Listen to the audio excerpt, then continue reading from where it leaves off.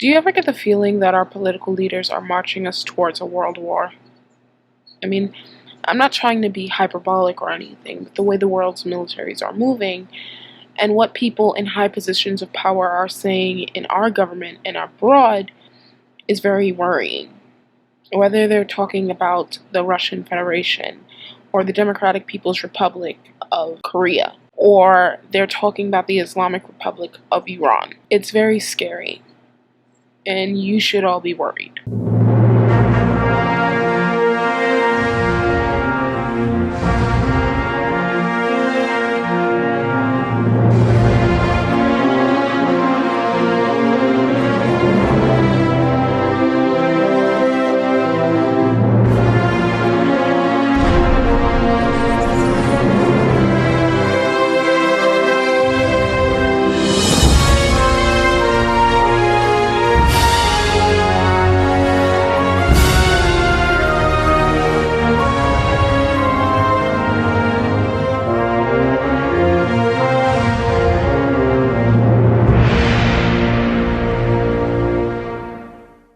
H.R. McMaster, the National Security Adviser for President Trump, said in an interview on MSNBC that the president has been clear he will not tolerate North Korea's threats to attack the U.S.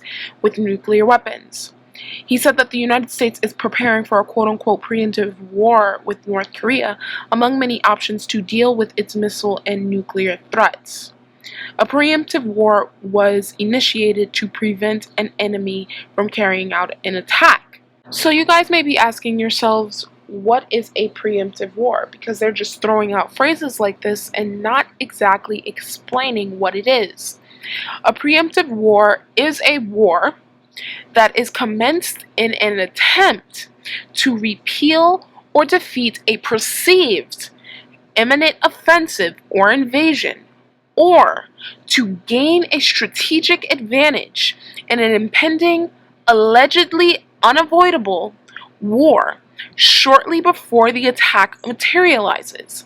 It is a war that preemptively breaks the peace. Now, McMaster said, if they have nuclear weapons, they can threaten the United States. It's intolerable from the president's perspective. So, of course, we have to provide all options to do that, and that includes a military option. Former President and five-star General Dwight D. Eisenhower said, a preventative war, to my mind, is an impossibility today. That isn't preventative war. That is war. I don't believe there is such a thing, and frankly, I wouldn't even listen to anyone seriously that came in and talked about such a thing. Because preventative war is war. Bombing people to prevent war is counterproductive.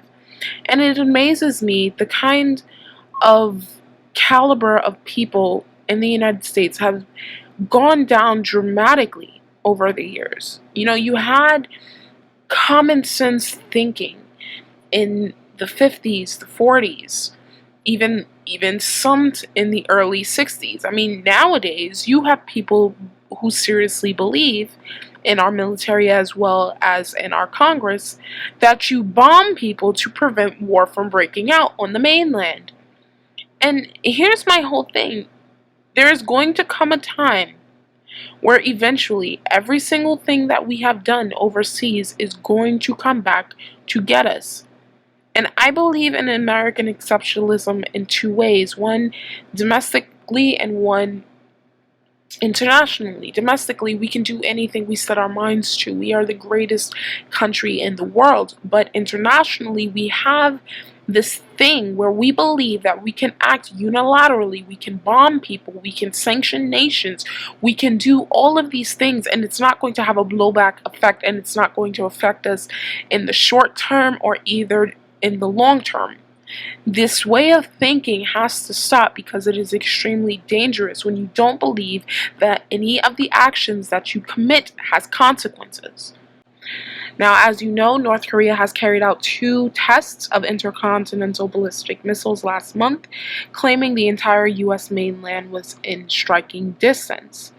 Now, what worries me so much is President Trump's willingness to go to war with North Korea.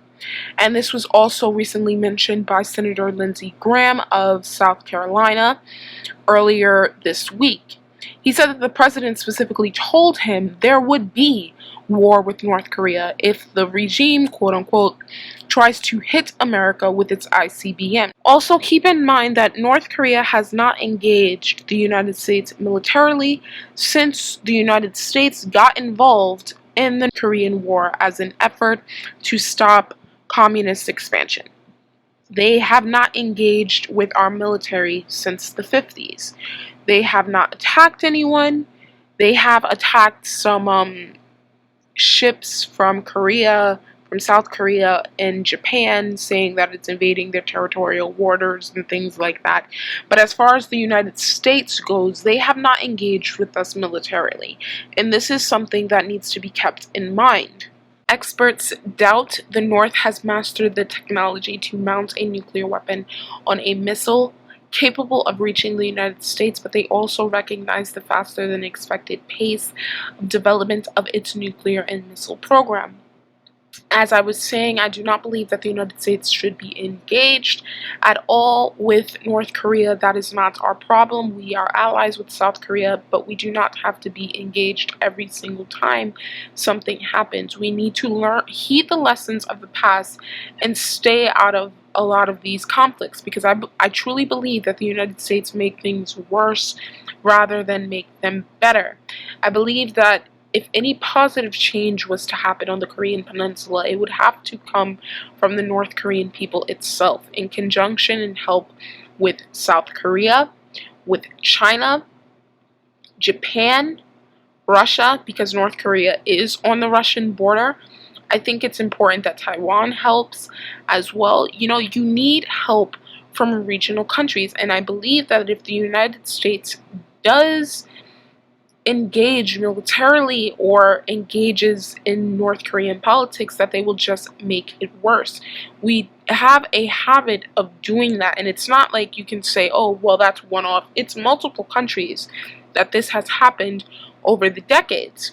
You know, we have done so much in the name of quote-unquote peace, where we have made the situation worse than actually better.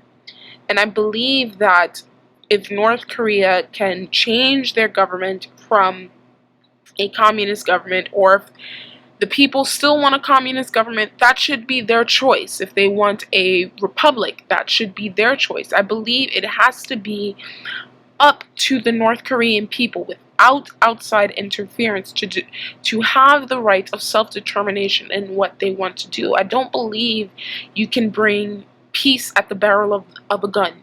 You shouldn't be killing for peace or bombing to bring stability and democracy. It doesn't work like that.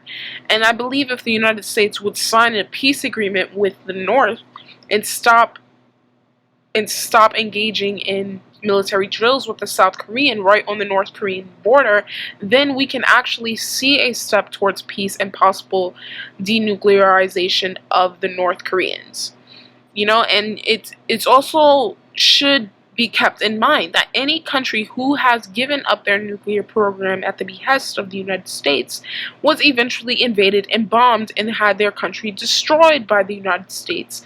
Libya, for example, Muammar Gaddafi gave up his nuclear weapons, and then he was bombed by the Obama administration, who Secretary of State at the time was Hillary Clinton, and now that country is basically destroyed. You have two rival governments fighting for power, one that is recognized by the United Nations, one that is not.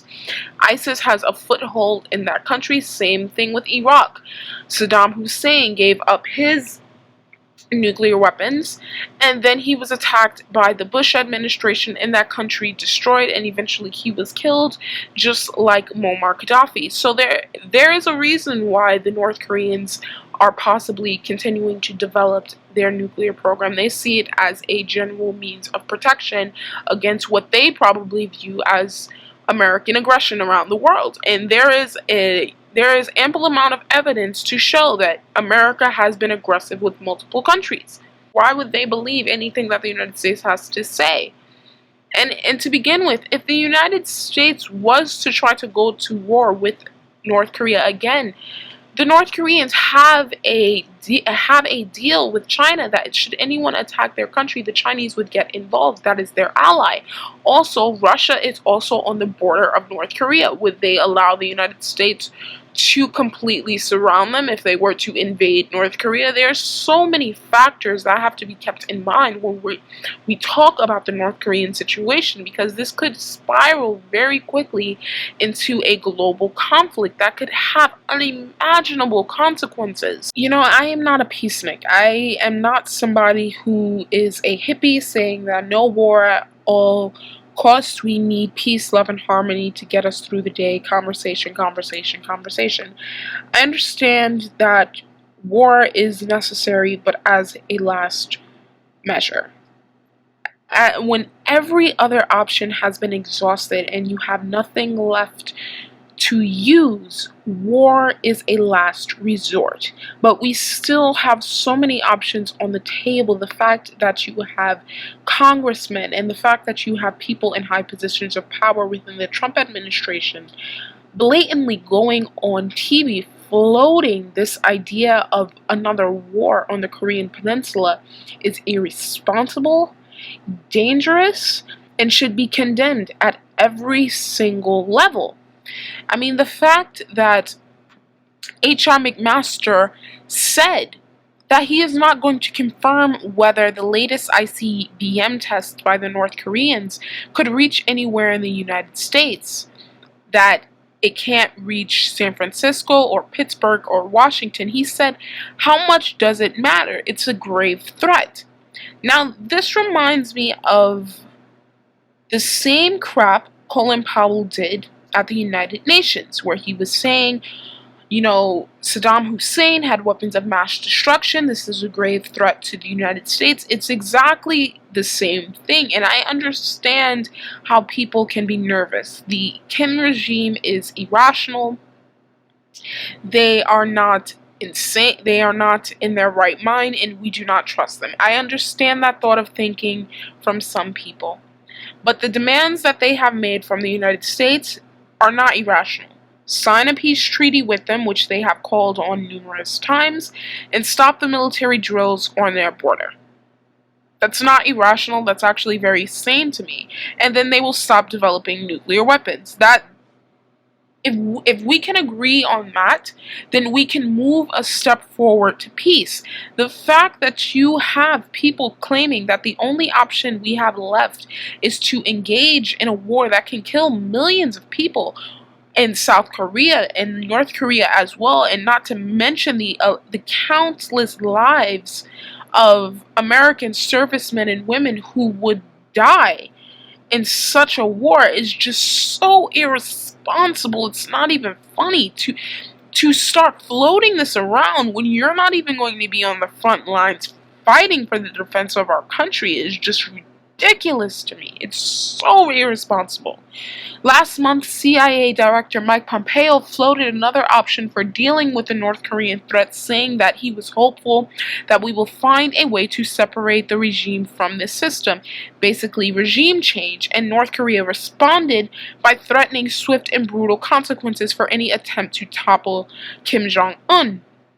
They said, should the U.S. dare to show even the slightest sign of an attempt to remove our supreme leadership, we will strike a merciless blow at the heart of the United States with our powerful nuclear hammer, honed and hardened over time, a foreign ministry spokesman said.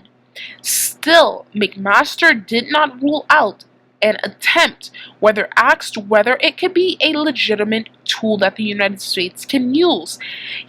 He said, I think it depends on the legal justification for that, and this goes back to just war theory.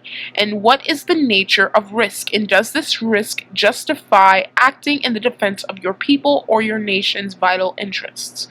Last week, the South Korean press reported that South Korea's military is preparing a quote-unquote surgical strike scenario that could wipe out North Korea's command and missile and nuclear facilities following an order by South Korea's President Moon Jae-in.